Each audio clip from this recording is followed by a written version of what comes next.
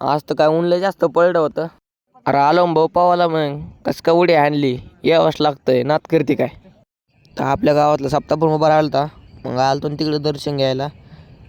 हे जे लाकड दिसतं तेच आपल्याला नेऊन टाकायचे होते. मग घेतलं ना तुमच्या भावाने हातात पण काम. हे बघा कसा लाज होते. आता जायचं होतं आपल्याला गावात ते कशाला आपल्याला जायचं होतं पेट्रोल आणायला. पेट्रोल घेऊन निघालच होतो मी. ते कशात टाकायचं होतं आपल्याला टाकत होतं बुलेटमध्ये. पेट्रोल टाकून निघालच होतं. आपल्याला जायचं होतं आपल्या भाऊला आणायला. भाऊ आलता घ्यावर. तुमच्या भावाला पण येते बरं का बुलेट हाणता. बघा नात करते काय. लगेच गप्पेच्या याच्या स्पीडने आम्ही दोघं निघालो गेवराईकडे. भावाला घेऊन निघालच होतो तर ते हायवेने तर आमचा सारा मेकअप करून टाकला भाऊ. तवरच लगे RX 100 घेऊन निघालतो मी खूप तिकडे. मौसम ऐसा लागला इधर गार्डन गार्डन हो रहा है. तुम्ही शेड बघताय त्याचे गावकऱ्यांना हातात घेऊन ये गोशाळा बनवायची इथं. ये जो काम दिख रहा है ना ये तो चालू होते खतम हो गया आता.